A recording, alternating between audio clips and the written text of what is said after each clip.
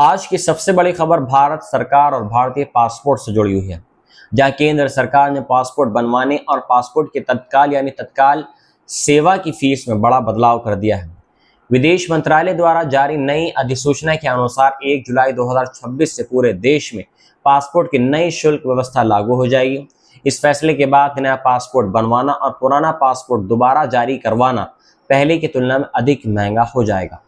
सरकार का कहना है कि पासपोर्ट सेवाओं को बेहतर बनाने, डिजिटल ढांचे को मजबूत करने और बढ़ती प्रशासनिक लागत को ध्यान में रखते हुए ये संशोधन किया गया है। अब यदि कोई व्यक्ति 36 पृष्ठों वाला सामान्य पासपोर्ट बनवाना चाहता है तो उसे पहले के 1500 रुपये की जगह 2500 रुपये का शुल्क देना होगा, यानी सीधे 1000 रुपये की बढ़ोतरी की गई है।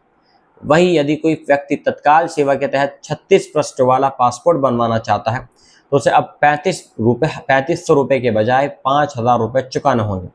इसी तरह 60 पृष्ठ वाले सामान्य पासपोर्ट या उसके पुनः जारी किए जाने की फीस 2000 रुपये से बढ़ाकर 3500 रुपये कर दी गई है, जबकि 60 पृष्ठ वाले तत्काल पासपोर्ट की फीस 4000 रुपये से बढ़ाकर 6000 रुपये कर दी गई है। इस बढ़ोतरी के बाद विदेश यात्रा की योजना बनाने वाले लाखों लोगों पर सीधा असर पड़ सकता है, क्योंकि पासपोर्ट किसी भी अंतर्राष्ट्रीय यात्रा का सबसे महत्वपूर्ण दस्तावेज माना जाता है। विदेश मंत्रालय की ओर से जारी अधिसूचना में कहा यह गया है कि यह संशोधन पासपोर्ट अधिनियम 1967 की धारा 24 के तहत किया गया है और नई व्यवस्था 1 जुलाई 2026 से प्रभावी होगी। हालांकि सरकार ने कुछ वर्गों को राहत भी दी है। नई अधिसूचना के अनुसार 8 वर्ष तक की आयु के बच्चों और 60 वर्ष से अधिक आयु के वरिष्ठ नागरिकों को नए पासपोर्ट के लिए आवेदन करने पर 10% की छूट मिलेगी, लेकिन ये छूट केवल नए पासपोर्ट आवेदन पर ही लागू होगी, पासपोर्ट के नवीनीकरण या पुनः जारी करने पर नहीं। एग्जाम्पल के लिए यदि कोई 8 वर्ष से कम आयु का बच्चा नए 36 पृष्ठ वाला पासपोर्ट बनवाता है तो उसे 2500 रुपये की जगह 2250 रुपये का शुल्क देना होगा।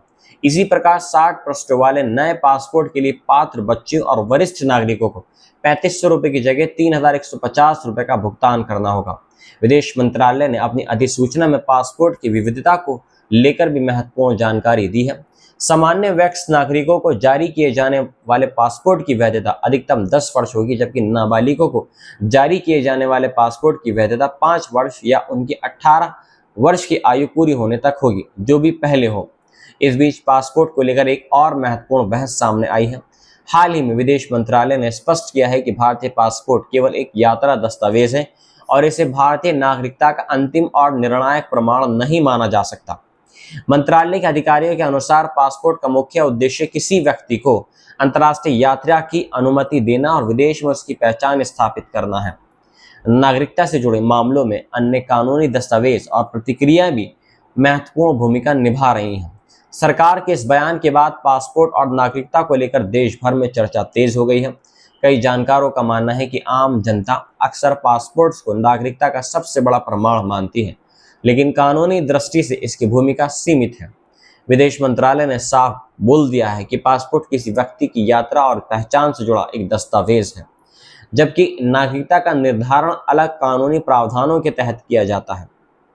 पासपोर्ट शुल्क में बढ़ोतरी को लेकर भी लोगों की अलग अलग प्रतिक्रियाएं सामने आ रही हैं।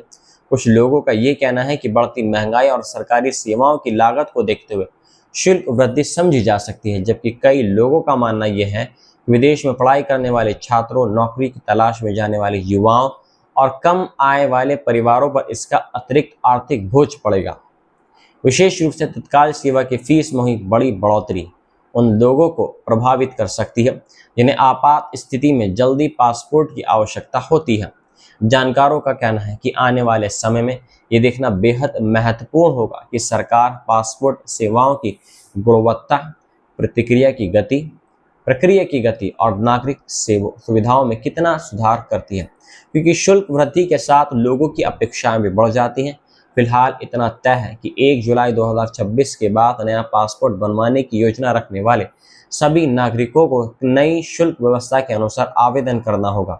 यदि आपने अभी तक पासपोर्ट के लिए आवेदन नहीं किया है और निकट भविष्य में विदेश यात्रा, पढ़ाई, नौकरी या किसी अन्य कारण से पासपोर्ट की आवश्यकता पड़ सकती है, तो नई फीस लागू होने से पहले और बाद की स्थिति को ध्यान में रखते हुए अपनी योजना बनाना आपके लिए फायदेमंद साबित हो सकता है।